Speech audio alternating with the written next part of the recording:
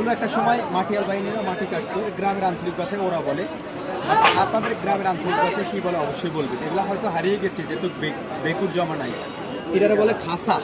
মুরগির বাচ্চা টাচ্চা বাঁধার জন্য এভাবে এই খাসা দিয়া করে। এটা কত করে? 120 টাকা। 120 টাকা। এক সময় এই খাসার দাম আছে 10 টাকা। আমি নিজে দেখছি 5 টাকা 7 টাকা এই খাঁচা, এখন হচ্ছে 120 টাকা। আপডেট খাঁচা আছে। ওইটারে কি খাঁচা কই, এটারে কি খাঁচা বলে? আর ওইটা চারিকোনাইকা খাঁচা। ঠিক হয় কাকা, কেমন আছেন আপনি? ওয়ালাইকুম সালাম। আসসালামু আলাইকুম। ভালো আছেন আপনি?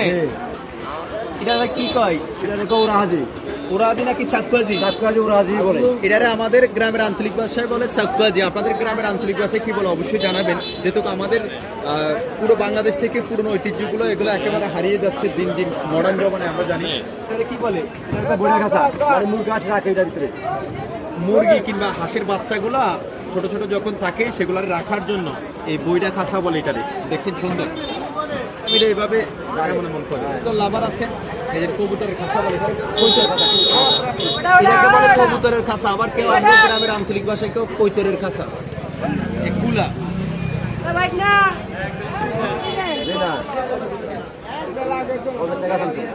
দেখেন, একটা সময় এই কুলা আছে না, এগুলা দিয়ে চাউল এভাবে জারে। এই কুলাটার দাম ছিল সর্বোচ্চ 10 থেকে 15 টাকা, যেটা আমার বয়সে আমি দেখছি নাকি। কত টাকা ছিল আন্টি? 10 থেকে 15 টাকা। লাস্ট এই 5 বছরের এদিক সেদিকে কত হয়ে গেছে? 120 টাকা না 150 টাকা? 150 টাকা। আপনার এখানে কয় টাকার বাস গেছে কাকা? কাকা আমরা এটা কিনে আনছি। আপনি কিনে আনছেন কত দিয়া? 130 টাকা। কোথায় থেকে কিনে আনছেন? লালমন থেকে। লালমন থেকে।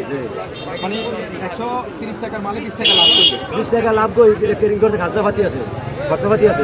দোকানে খাজনা আছে 150 টাকা। যারা মিস করছেন এমন গ্রাম্য পরিবেশে হাটবাজারগুলা, বিশেষ করে যারা শহরে থাকেন, একটু আমরা এদিকে দেখাই। দেখেন এখানে কিন্তু বিভিন্ন